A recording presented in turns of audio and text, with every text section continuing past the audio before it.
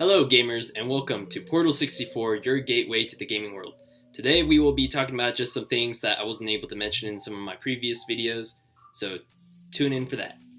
The first thing I'm going to talk about is the DRM for the Xbox One is now gone. You no longer have to be connected to the internet once a day, and you can now just trade games how you normally do on systems you do now, which is really good. I wasn't too concerned about connecting to the internet once a day because I have internet, but if I went traveling somewhere, that could be a really big problem, and I know some people, you don't have internet, so that's an issue too.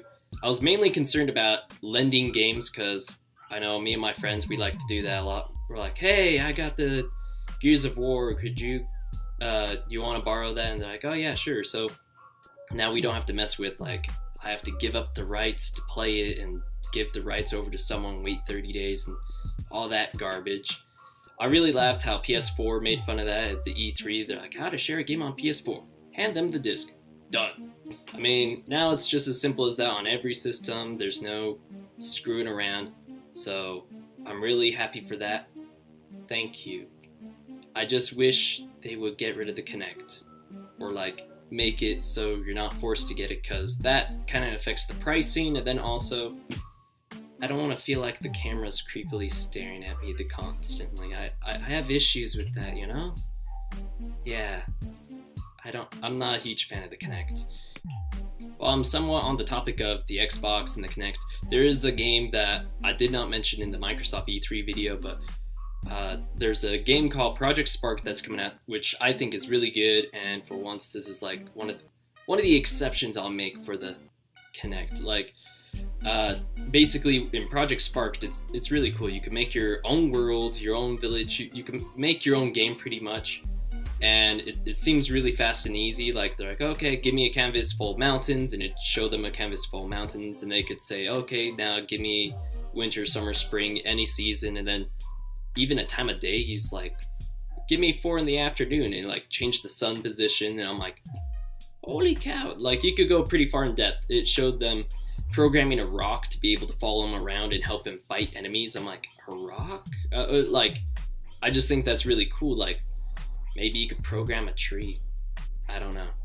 I mean, obviously trees will be hard to move around because of the roots in the ground, but that was still really cool, and looks like they could program things to be enemies or friends and do lots of that, and they could kind of do like a Avatar of the Last Airbender kind of thing with the smart glass tablet.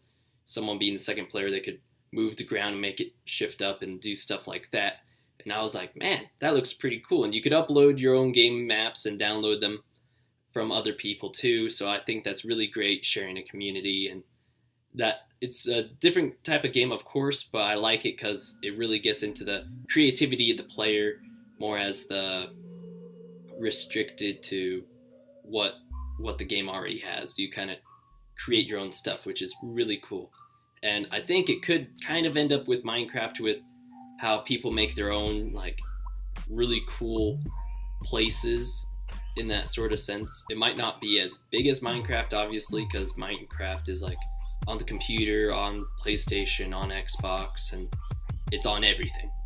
Whereas this will only be on Xbox One. But I think it's really cool, and it does take advantage of the Kinect's voice commands, which, even though I'm not a big fan of Kinect, I think that's pretty cool.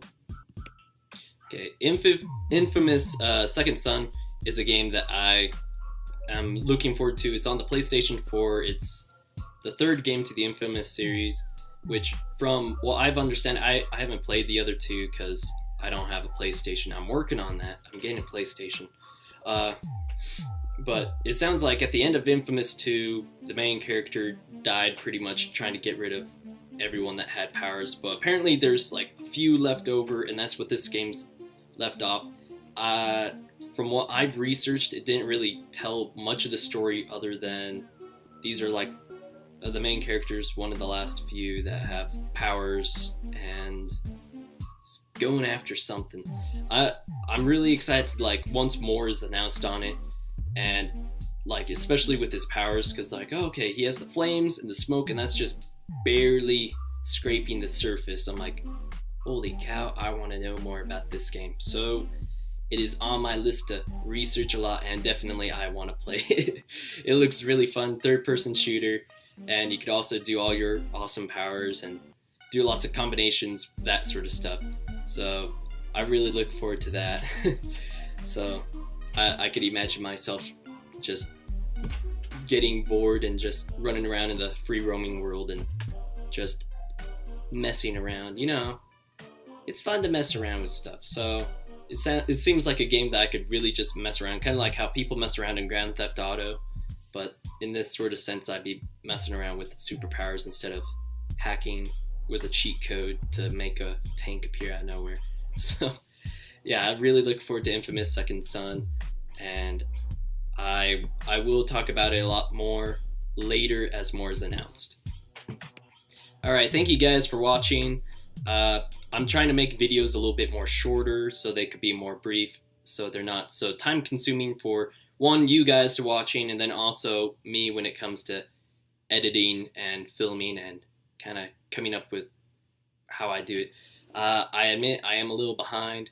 I got a new computer to do this, so I have new software, and I'm using the webcam on the computer. I was using my phone earlier.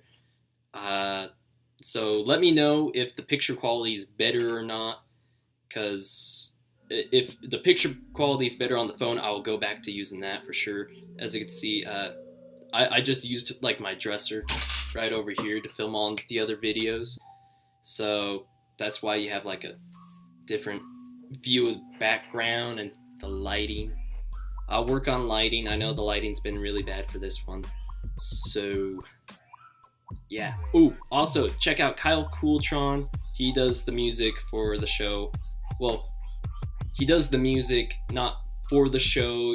He's a friend of mine, and I said, hey, can I put your music in the show? Because his music's pretty awesome. So you guys should check it out. I'll have a link to him in the description below. You should click and subscribe to him. He's been a real great help, and he's even made a logo, which I will be putting up soon. So thank you for watching, and I'll see you guys next time.